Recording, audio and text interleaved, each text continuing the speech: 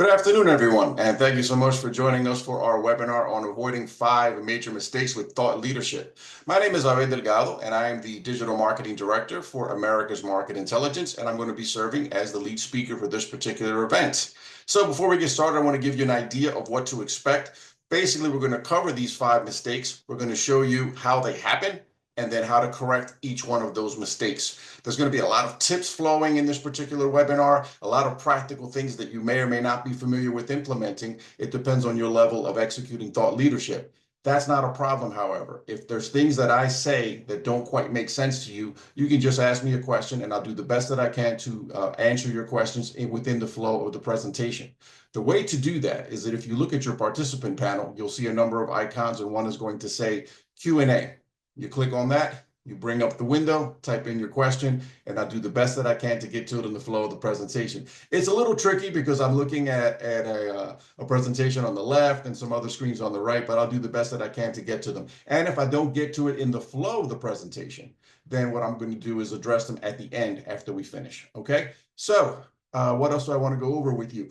There is a question that we always get, and that question is, are the materials going to be available after the webinar? And the answer is yes. I don't know about other companies. Maybe they don't share them for whatever reason, but we do. So within a couple of days, you will receive an email that should have these slides that we've been showing today, and also a video of the webinar that's been edited. Okay, so let's get started with this thing. First, we have our legal notice here. Now, I don't want to read this because it takes too long, but that's something that I encourage you to look at. And basically just sort of involves our liability and about information from third parties, et cetera, et cetera, et cetera. So I encourage you to read that when you get a moment. All right, now a little bit about us.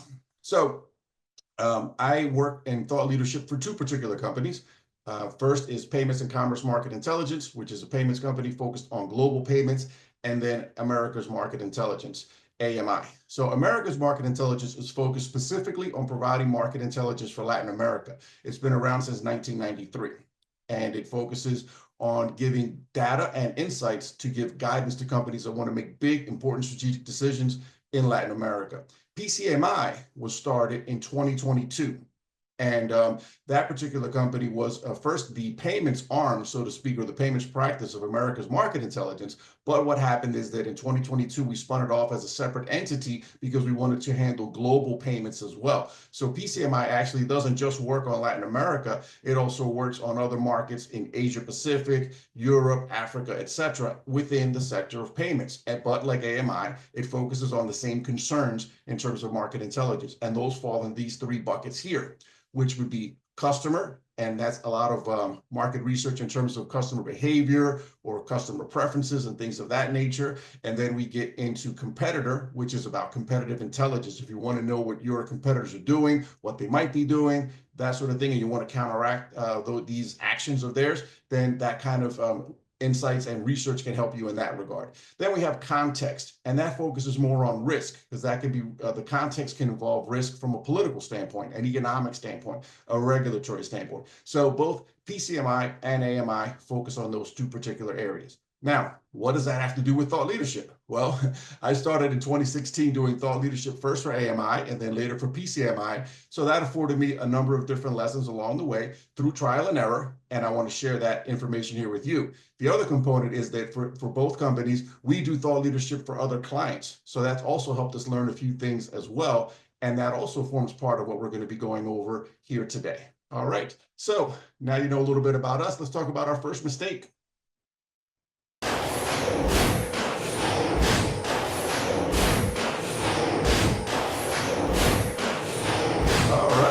Well, that was loud.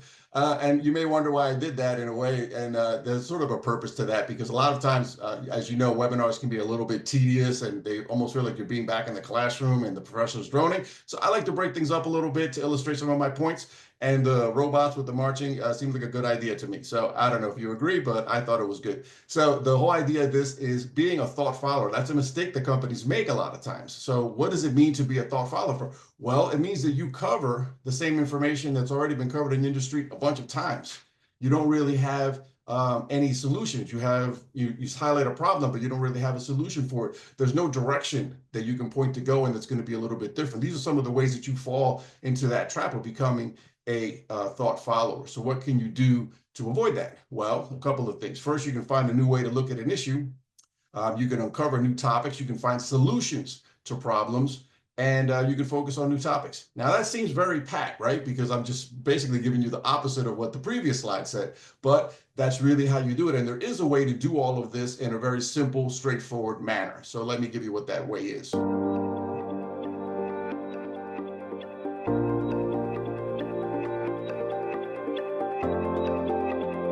And that would be research. Research will help you in a number of different ways. One of the ways it's going to help you is that if you're trying to find a solution to a problem, then you might be able to get some studies that could uncover what those solutions might be. Or if you're trying to understand what the new trends in your industry are and you have a sense of it and perhaps a hypothesis, but you don't know for sure, research can tell you whether that hypothesis is correct or not. It also can uncover new revenue opportunities for your company and help you further those as well. Another aspect of research has to do with influence, because a lot of times thought leadership initiatives are about influence. A company may have a hypothesis about a great new opportunity. However, they need buy-in from their partners and other people in the industry so that they can participate, because they can't just do it themselves. They need to have sort of a network of folks to be able to achieve that goal, but they have to influence them in that regard so they pay attention to this issue. That's where research and thought leadership can go hand in hand, because then you can influence your industry so your partners do see the value of the opportunity that you're talking about, because you're backing it with quantitative data. Then at that point, you might be able to get some good effects going in that regard, and that could help you in those particular initiatives. So that's a key benefit of research in terms of influence, besides what we're laying out here in terms of a new direction, new topics, and so on and so forth. There's also benefits to research in the sense of new data to provide the industry, which in turn strengthens your brand positioning, because instead of being the company that you are, you're a company that's presenting a new way of looking at things, new data. And so that makes other brands look at you in a different way, as well as your prospective clients and existing clients for that matter. So that's important in that regard as well. You become a leader rather than someone who is a company that's just sort of following the trends in that sense. And then of course, this will give you media coverage if you share it with press, with press releases and things like that. And if you do research correctly, it can be material that can give you not just one form of content, but several types. And so we're going to go into that a little bit later, and as far as that's concerned. But let's now cover mistake number 2 when it comes to thought leadership.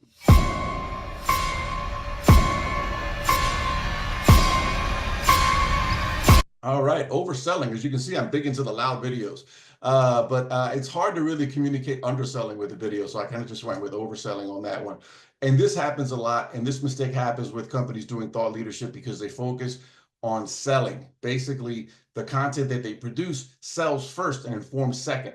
It doesn't stop mentioning the brand. It's over and over again. It's too much. And so that's that bullhorn in the video is sort of a metaphor for that. And then you have the other side of the coin, which is underselling. You don't mention the products. You do content on topics that don't really have anything to do with your brand. And you do mention your brand, but then there's no call to action for the user. And so those are all things that could lead you to either oversell or undersell your brand. So how can you correct that? Well, first of all, focus your content on solving a problem for the audience. And especially in a B2B context, it makes sense to do that because people don't have that much time. The relevance of your content is how it can make their lives easier from a business standpoint. So if you can do that, then you're going to have a much more compelling proposition to get someone to consume this particular content. Then you want to mention your brand, but you do it in strategic points, and you do it in a strategic kind of a way. You do it in certain points so it's not overbearing and it's just enough for people to remember and associate it with you, but not go too far and seem like you're selling. It's not really a sales piece. It's a piece that's meant to promote your company in a different way, perhaps influence people and things of that nature. So you don't want to make it a sales kind of document or a sales kind of video or any of the other type of content that you would do in that regard. And so the other aspect of the underselling is making sure that you mention your brand enough, but then how are you going to use this content to promote your brand? There's a couple of ways you have to think about this way. You can do basic branding, which is just visibility for your brand, and that's perfectly fine and a very valid way to go. No problem there. But you also can think about calls to action, because certain pieces of content, when you map it out, can have a call to action that you want people to do. Sign up for a newsletter, reach out to some of your sales team. You have to figure out what kind of pieces lend themselves to different forms of calls to action that are, when it's not going to be just a branding piece, and figure out a way to put them in there and then get the results out of that. Okay. And of course, the bottom part there that says content should be related to your products, that sort of goes without saying, but you have to sort of map it out. And if you don't map it out, a lot of times what happens is that companies do make these mistakes because they don't do that initial planning and think through all these particular questions there. So that's how it becomes an issue. Let's go into some more concrete examples here to try to help correct this mistake. And this is an example that comes from a thought leadership piece that we did, actually. So I just took that as an example. This is from a couple of years ago. So that's the cover. And then based on the cover, then when you scroll down this particular PDF, page 2, it's getting big now. Okay, page 2, now it's getting big. All right, so page 2, what do you see there? You see there a photo of me and a photo of Lindsay Lear, who heads PCMI and our sister company. And so basically, I put the human element in there because if someone scrolls and they see a picture like that, they might stop for a second and look at it. That's usually human nature. People's eyes, according to studies, are going to be drawn to the human element. That's why a lot of times the most effective and powerful types of advertising have people in it as opposed to objects or something like that. So what I'm trying to do there is get them to stop a little bit and look at it, just for a few seconds even, so they can be familiar with what we're doing as a company, why we did this white paper and everything else. And then as you go a little bit further here, we have page 3, and that's where we go a little bit further into what we do. It actually has a call to action in the gray box that says obtain a free thought leadership consultation, and it talks about our services and what we do from a thought leadership standpoint. Now, today I probably would redo this because I would want to sort of break up the messages a little bit and put them in different points of the white paper. And that's because I don't like to cram too many messages into one space. I'd rather have it spaced out because I think it's more effective that way. So if I were to redo this, I would definitely redo it to separate some of these messages out there. But the point ends up being the same. At the end of the white paper, we also went back to our services as well, because you have to remind people. Otherwise, they're going to think that this piece of content that they have, whether it's a white paper or video or whatever, is just you as a content creator putting something out for them, like you're on TikTok or something, as opposed to actually being a company that's advancing something that's of interest and being a thought leader. So you have to draw that distinction there. And of course, the calls to action or brand mentions integrated strategically into your pieces are what's going to give you the success in that regard. All right, so let's get into mistake number 3. Now, this is about formats and basically not having enough content formats. Sometimes companies limit themselves to one. So here's an example there, and we'll see if you get my little metaphor here as we go with the video.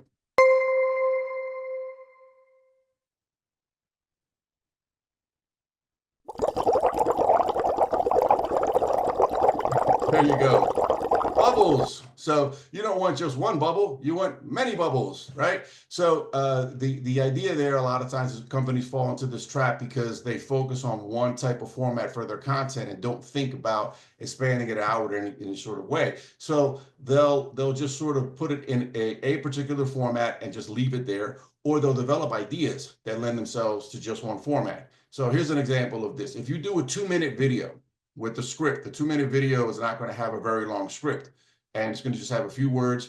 You're not going to have a lot of time to convey your idea. You get it out there, that is fine. But where can you go from that 2-minute video? How can you expand that outward? It already has a very narrow focus, and it won't go anywhere. The same thing is if you produce just one infographic and it's sort of a standalone infographic, it's not going to be able to be adapted into a bunch of other contexts because it's too self-limiting. So you have to sort of plan out your content in a different way. And then you also have to have a plan in place when you do create this content. How are you going to expand? How are you going to expand it into a variety of different formats? And who's going to do it? How are you going to do it? You have to sort of map it out. And then there's the distribution. So that's another component of the planning. All right, how am I going to break this content up into various formats? And where is it going to go? Because I don't want if it's the same content essentially broken up in different formats, I don't want to distribute it to the same folks in the same way because it'll look like it's being repetitive. So you want to find ways to do it with a diverse distribution to reach audiences in different ways. That way it looks fresher to the audience and you can engage more people. All right, so let's see here. Let's look at So yeah, this is okay. This is the way we can correct it. So let's focus on that. So you can start with a broad form of content that you can break up. A white paper is a good idea because it's going to be, I don't know, maybe 8 or 10,000 words or something like that. And that can be broken into multiple blog posts very easily. So that's a way to do it. So that's sort of going broad, and then you just break it up, and then it becomes all these different formats. You can take a white paper and turn it into a lot of different things, and I'll show you in the next slide, how you would do something like that.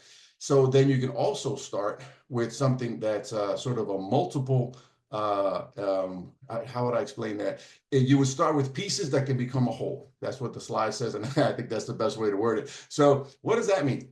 If you start with a series of blog posts that are related to each other, and they sort of follow a kind of a narrative flow. So let's say you have a blog or a newsletter. One month you send out this piece, then the next one, then the next one, then the next one. But they all kind of relate like a story in a sense, almost like when you're doing fiction in chapter 1, chapter 2, and the story kind of flows. You can do that when you set up blog posts, and then later take that and group it all into a white paper. And that's 4 or 5 months after. So you give that to your audience. They may not remember the series of posts that you did because people have all sorts of issues going on in the sense of they're pressed for time, so they're probably not going to remember what you did 3 months ago. But now you give them a white paper, you sort of remind them, and you have everything there for them, and that gives you another format. So that's how you take pieces and use that as well. Another way to do that is through an infographic series. If you have a series of infographics that are all related, eventually you can put them together into an infographic report. It's just a matter of planning them out and mapping them out in such a way so they relate to each other. Obviously, you don't want to have disparate elements kind of thrown together in a mishmash, because that doesn't help anybody, especially not you as a thought leader. So it just takes some planning. And then you have to think about your distribution. How are you going to distribute this? If you have a piece of content, for example, that is a white paper, and then you decide to have a video of it, well, the video is going to be on a different distribution channel. Your white paper is going to go out as a blast, but videos a lot of times are distributed via social media and other ways there. You can also send it individually to people on LinkedIn, or you can cut it down with the tool called Loom, and have a simple video you can use to engage with people that you want to sell to. So there's different distribution channels. You just have to sort of map that out and make sure that you're not repeating yourself by breaking up all this content and sending out the same way to the same people. So that's really what all that's about. And the other component of planning is, how are you going to do it? Having a team in place, deciding who's going to do what and when, and all of that makes a significant difference in that regard. All right, so let me give you a more concrete example about how one becomes many, and you can take one form of content and basically turn it into multiple. All right, let's take a look here. Let's see what we have. So here's our white paper. You start with some research, and you start with a white paper. The white paper then can become an infographic, and a series of infographics, in fact, because you can pick out some of the graphics in the white paper itself, or you could take some of the data and use that to create an infographic as well, and that could be sent out there to folks. You can turn it into a webinar, because you take that, and it's basically a matter of just working up the slides to create the webinar in that sense. And then you can break it up into a series of blog posts. So if you have a number of different blog posts and everything else from the white paper, that can be distributed over the course of X amount of time, and when you send out your newsletter and things of that nature, if you have a newsletter, or you can just put the blog post on social media every so often. Then we get into a podcast episode. This can become interesting because basically, if you have your own podcast as a company and that's something that you do, then that white paper can become an episode in that sense. You also can share that content piece with your PR department and see if they know podcasters in your industry that will be relevant to target, and they could pitch you to be a guest on that podcast, and you can reach people a whole new different way. Because a lot of times your thought leadership content is going to have some relationship with news stories that are happening and things that are important to the public or within your industry, and you can get some exposure that way. So that's another way to think about it. And let's see, what else can we do with this white paper? We can turn it into an infographic report. If you have enough data and graphics, infographic report is basically just an infographic. It's little pictures and numbers. So you take the numbers out of here and you organize it and give it sort of a nice design feel, and you have organization where it goes from chapter 1, chapter 2, chapter 3, or step 1, step 2, step 3. You have to figure out a way to give it an organization, but it should have it already from the white paper itself. So that becomes just an infographic report. No one has to read a lot of deep sentences. They're just going to be absorbing numbers. Okay, so that would be another way to do it. And what else do we have here? We can also do a keynote at an event. So you can take your white paper, turn it into a webinar. Those slides can then be taken by one of your thought leaders to speak at an event, and they'd be able to show that off. Or they can be sort of the basis of notes for them to give just a regular speech and just refer to their notes and so on and so forth. But now you've gotten a lot out of this. And I haven't even gotten into video content where you can do some long form video, you can do some short form video and other things from there. But the key is to think about, all right, how much can I get out of this piece of content of thought leadership so that I can expand outward in a compelling way. Now, how do you do this though, right? Because this is a lot of manual work. Well, fortunately, one thing that's true about AI is that it really does cut down on this sort of thing. So let me share this with everyone. These are just different forms of AI tools that you can use for content, and I want to share. But you may have heard of them already. If you didn't, there you go. So what do you do with this? Basically, you take your white paper and you can probably plug it into ChatGPT, and I've done this before too, and say, give me 4 blog posts on this, and it will.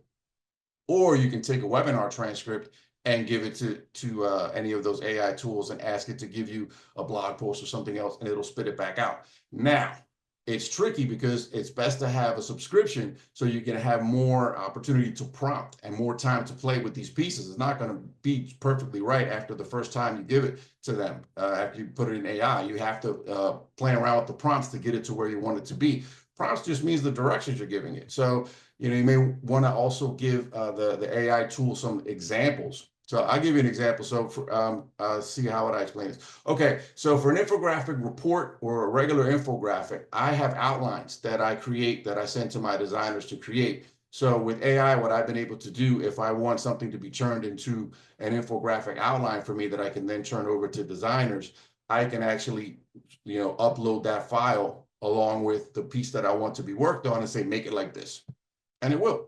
You just have to prompt it and play with it until you get it to the point where you like it to be.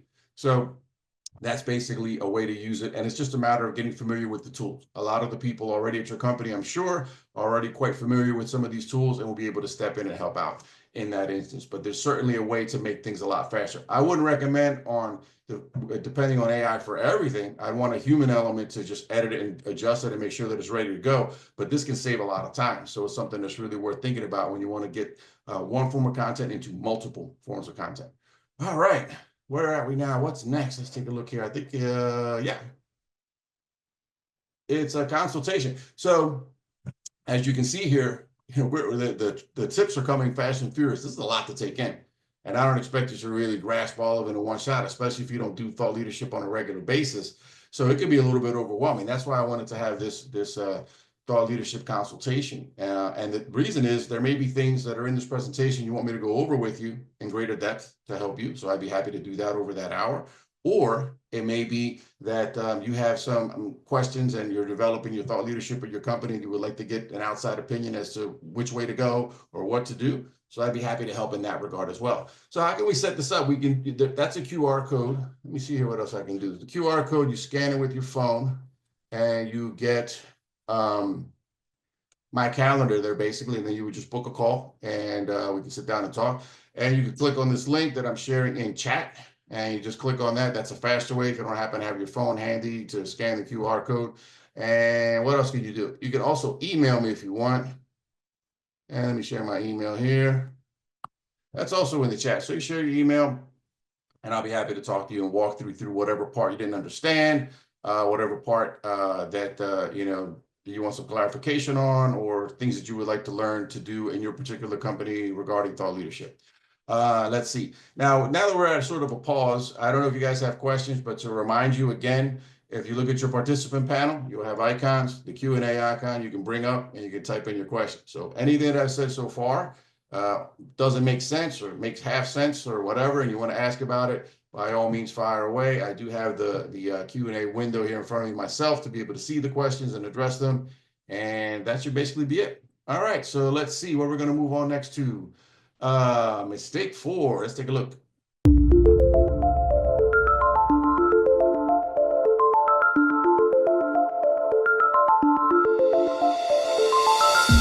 All right, very futuristic. So being out of touch with the news cycle and the media. So why is that important? Well, being in touch with the news cycle involves media coverage, and media coverage of what you're doing as a thought leader automatically amplifies your efforts. So to give you a very concrete example, I have this webinar and I'm, in front of X amount of people, but if tomorrow CNN calls me to talk about thought leadership on CNN, I'm automatically exposed to millions of people. So there you go, amplification. So that's something that can be quite helpful in that sense. And a lot of times companies do not take advantage of how to put their thought leadership content in sync with news coverage in that sense and the news cycle. Cycle and the news cycle basically means that there's certain stories that repeat themselves. Okay, so we've seen, for example, there have been stories about Middle East conflicts recently, right? Well, obviously, if you watch the news for years, you're older like me, you know that this has been covered forever, 50, 60 years now. It always comes back in the news because it doesn't seem like there's going to be peace in the Middle East anytime soon. So that's one of those things that's part of the news cycle. So are earthquakes, so are these wildfires like we have in California. It's not the first time that we've had wildfires in the state of California. They happen on a regular basis. It's the news cycle. So that applies to your industry publications and whatever industry you're in, and it also applies to mainstream media. You have to be able to sort of read that. So what happens with companies is they're not sure how their thought leadership fits the news cycle because they didn't develop it thinking about the news cycle. They don't understand what journalists want, whether it's mainstream media or industry media. So their thought leadership content doesn't reflect that. You develop content without a news peg because you don't really know how it relates to regular news. And you could happen also that you develop content with a news peg, but you missed the news cycle and you don't know what to do with it. And you also haven't considered working with podcasters or influencers in that regard. So let's look at some of the ways to correct it. If you meet with your PR department, you can start to get a sense of the news cycle and what's covered. You could get a sense of what mainstream media would like to cover and what would work, and also what would work in industry publications. In that sense, then you might be able to develop some of your thought leadership content to relate to that. And you might be able to take advantage of that when you develop your content so that it does have a news peg and it can be used in that way. And your PR department perhaps can get you on shows or covered in publications talking about that particular event because it's in the news cycle. You want to really try to jump on that as much as possible. Then studying the news cycle is trickier though. Now you can get an outside company to research it or outside researchers, or you can assign a manager in your company that can sort of give you a sense of what stories repeat themselves that relate to your industry. And that takes a little bit of study to get to that point, but you have to look at the industry publications over time and try to get a sense of, well, what's happening there with that. But that can give you a sense of what stories repeat themselves. And when you see the stories that repeat themselves that may relate to your industry, you can develop some pieces of content that relate to that, and that'll give you the amplification that you would want to get in that sense. And then media kits. So there are certain companies out there that do their own research, or that they just have research because they hire another company to give it to them. And that could be shared with media outlets for certain newsy stories.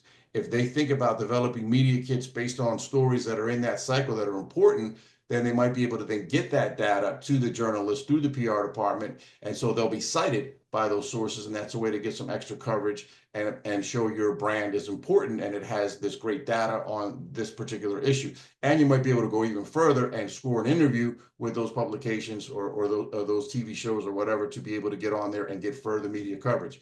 Sometimes you can drive the news cycle with new ideas for your industry if you have a momentous new discovery or something really exciting out there, and you can dominate the news cycle. Right now, what's dominating the news cycle? There's a Chinese AI solution that's come out that's impressed people and that has really caused shakeups on Wall Street. So that's a way to dominate the news cycle with something new and exciting, especially if it relates to something that's been covered a lot in the news cycle. So this is an AI product. How much have we heard about AI since 2022? How much did we hear about AI in 2019? Not all that much. But then since 2022, it's really dominated the news cycle. So as you come out with something else that has to do with AI, it's very likely you'll get some attention if it's going to be impressive enough and it has its own hook. In this particular case, the hook of this particular new AI system from China is that it was developed for a fraction of the cost of the other AI systems. And that's the hook. That's the news peg. And that's what's getting a lot of attention. And of course, it's had effect in the real world by hurting prices for other companies that develop other forms of AI, right? But that's an example of taking advantage of the news cycle in that sense.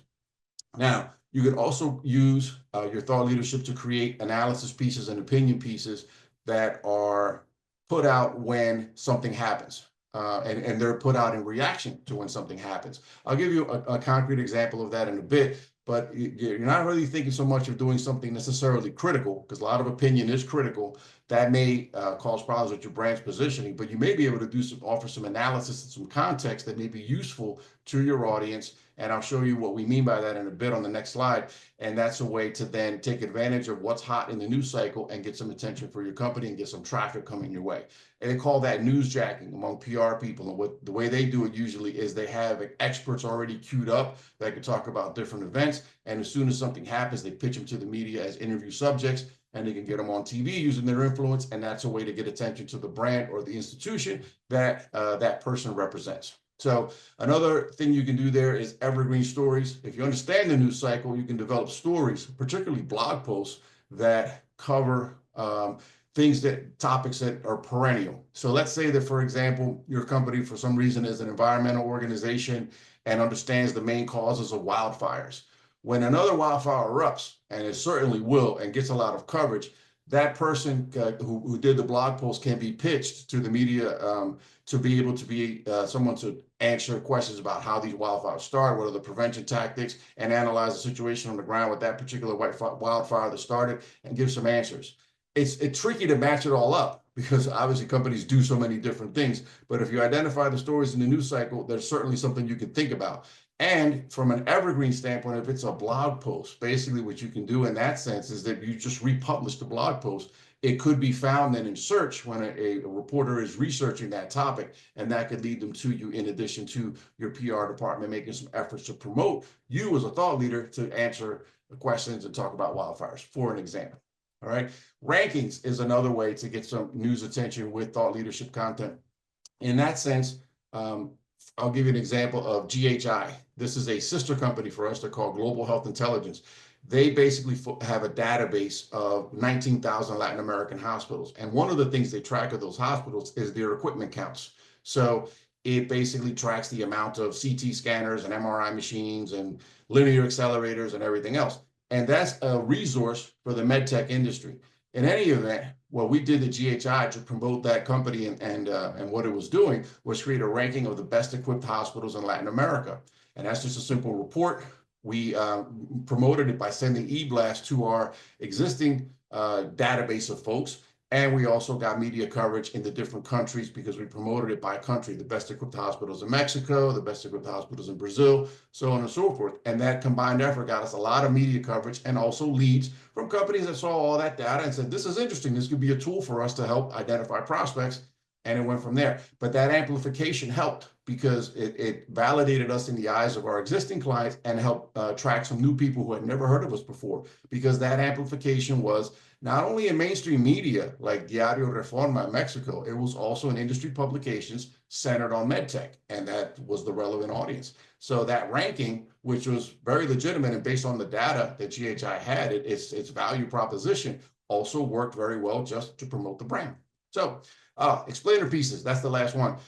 A lot of times when it comes to news, we watch the news, you hear about who, what, when, and how. I don't know, they never explain it. Why? They never explain it. You know, like, so for example, I live in Miami. Every 2 weeks, somebody drives a car into a building. I don't know why. I would like to know why. Is it just because they're terrible drivers? What is it about Miami that makes people drive into buildings? I don't know. But that's just a silly example. But a lot of times when it comes to momentous stories, we don't understand why. If you work in a specific industry, you may have the why answer to any number of important questions that end up in the news cycle in either mainstream media or industry media. At that point, then if you create an explainer kit, and I'm talking about a simple PowerPoint with a couple of points of data to help explain certain issues, your PR department can supply journalists with that, and they could use that in putting together their story, cite your data, and you get a media mention, and maybe even that could be parlayed into an interview and appearance on a program, and you could talk a little bit further about why. Because a lot of you out there have great knowledge about very specific things, and some of these things are things that are part of the news cycle, so you should take advantage of that. So hopefully that makes sense there. And let's look at some examples here in terms of avoiding mistake 4. So this is sort of like, okay, instead of just letting the news cycle ride, going after it. This is what sort of an example of the newsjack and the opinion pieces that I mentioned. So obviously President Trump was elected in November, and within a couple of days we had a story on how his policies could affect the logistics industry in Latin America.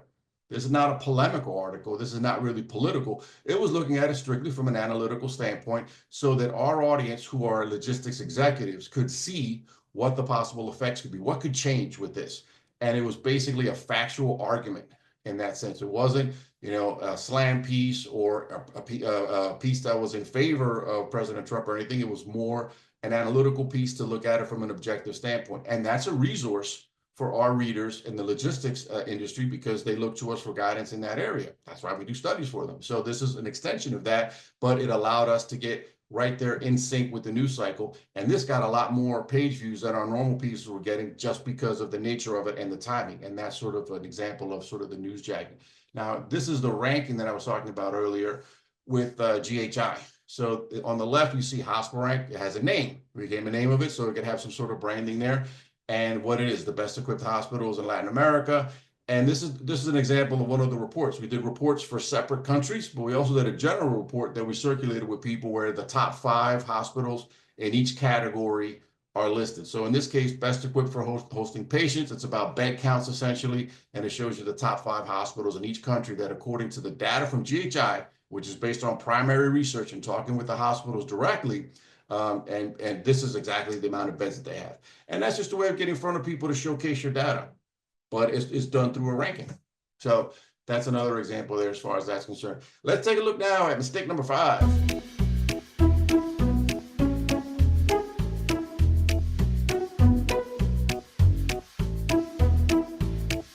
All right. Basic 1, 2, 3, or unfocused promotional strategy. So how does this occur in that case? So first of all, it occurs in a couple of ways. One is because you haven't established why you're doing thought leadership in the first place, or you don't have any specified goals for it, and you're just doing it to do it, and you don't have a designated thought leader. Sometimes that can happen in that companies don't have someone who's going to be the spokesperson for this, or that's going to be the expert that's going to lead the charge in this and drive a lot of the thought leadership. They don't have a front person or a team to support them, because sometimes you may have very busy thought leaders, or someone who doesn't have time to do all the appearances but has the knowledge, and someone else can step into place to be a spokesperson in that regard. Another issue with this in terms of an unfocused strategy would be having one distribution channel as opposed to multiple, like you have like a press release service and that's it, or you have multiple channels but you don't have a plan to distribute it, and you haven't made a distinction between branding pieces and lead generation pieces, which are 2 different things. And then finally, you haven't established how you're going to attribute it. So, and that means basically, how do you know that your blog post did well or did what you wanted to do from a thought leadership standpoint? How do you have to measure, and you have to figure out ways to measure to see what this leads to. And you have to have the goal in place of what you want it to lead to, so that you could see if it matched up and did what you needed it to do. So in that sense, you have to sort of start off with what you want to achieve. It's sort of a basic plan. Now, you might say, well, that's super basic. How can people do that? Boy, people do it more than you would expect. Trust me, I've seen that, not just in my working at AMI and PCMI. I've seen that before that in other lives that I've had working in the industry. People did not have any idea what they wanted to do with thought leadership. It was just kind of like make it up as you go along. And that's an issue. The lack of measurable goals also. You've gone through the projects, and someone else comes along and says, that works with the client, and says, how do we know that this worked? And I've been on the side of actually producing it, but I wasn't involved in the marketing of it and in terms of the attribution. But that was the marketer that was on the side of the client that needed to take care of that. Maybe they didn't, and then it just becomes an issue as to whether you get funding to do it again, because there's no way to prove that you actually did anything with this particular piece. So you do have to map that out. What's that going to be? What are those metrics going to look like? Is it going to be the amount of downloads of a white paper? Is it going to be sales calls that come from putting out a white paper, some other piece of content? You have to figure out what that's going to be and what the mechanism is for establishing that. Then you have to decide who's going to be a thought leader. Sometimes you have people in companies that are experts and they don't have time to write, or they can't write, and they don't want to talk, that kind of thing. So that's where you can find someone else that can sort of ghostwrite these pieces for them. Perhaps that's a solution that you could apply. That happens all the time in terms of celebrity bios. If you think that celebrities write, probably not. Okay, just so you know, that's what the ghostwriter is there to do, to interview them and then capture their voice and then turn that into a story. And that's exactly what happens. So you can do the same thing with thought leadership, capture the voice of the person in your company who has the knowledge, but maybe does not have the time to get involved in actually creating thought leadership. At AMI, I've been lucky because our company, since we do research, all our practice leaders are people that really know what they're doing. And the same thing happens with PTMI. I have a host of people that do their own writing and research, and from the top of their heads, they can create the content. So all I have to worry about is distributing it in that sense, and maybe helping them here and there in terms of shaping pieces. But when you don't have that, then you maybe have to involve a ghostwriter, as I was saying. Then also when you want to go beyond press release services to expand that, that's when you start to think about webinars, blogs, and other forms of content. And that's what I showed you earlier about the different content formats and deciding where they go, the distribution of them, and of course, designating what's going to be for branding, what's going to be for lead gen, how are you going to measure the lead gen, how are you going to measure the action that you want from them, what's going to be the call to action inside the thought leadership pieces to produce what you wanted to produce. So you need all of that. And there's, concrete ways to do this. You can use things like UTM codes and landing pages. There's ways to track downloads of white papers and Google Analytics. All of your digital marketing team should have a pretty good handle on how to use these little specific things to be able to track response. And then you can get your lead attribution going as far as that's concerned. So that's basically that. Now, once again, if there's things you didn't understand or things you want to explore further, we can certainly do the consultation here. It doesn't cost anything. It's an hour. You can look on my schedule there using the QR code, or you can just email me, or in the chat there, you'll see the link to be able to schedule it. So you can do that.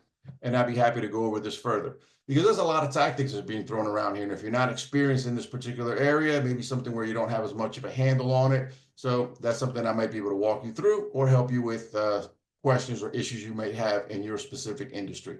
So that should pretty much cover that. So we'll see if you want to take advantage of that or not. And now we get to the Q&A. I'm not sure if anyone has any questions. And just as a refresher, if you click on the Q&A box there, you can basically ask your questions there. Let's take a look.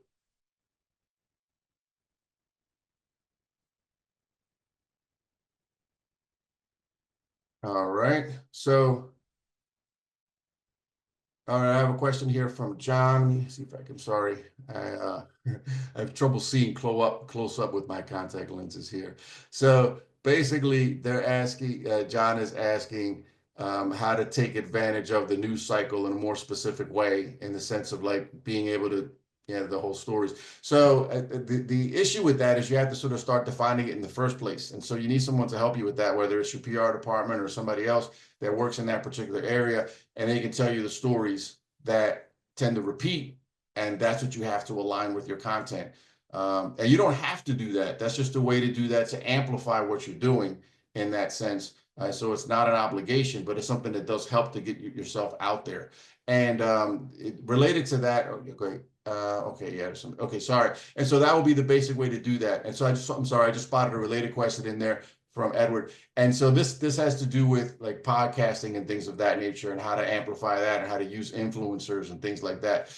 There's a couple of ways to do that. If you have the time and the resources, your thought leader, if they start to produce content on a regular basis, especially video content and the rest, or a podcast, then they can become sort of an influencer podcaster in that sense. For example, AMI, the managing director, John Price, has a podcast that's for Latin American business leaders. And so he interviews different people there. And that's a way that, as a thought leader, he's been able to expand his platform in that sense. And that's that's a way to do that. Another way is for your PR department to go out and find you guest opportunities on podcasts themselves, because a lot of times, depending on what you do in business, there are opportunities there to jump on that and be interviewed by people. And that's another way to expand outward. And podcasts, of course, because of the fact that they've become so popular, and it's been popular for many years now, it is really just another form of media. It's another form of media outlet. So you can take advantage of that as well. And that's certainly an area to go into. But the tricky part is it takes the research to be able to do that.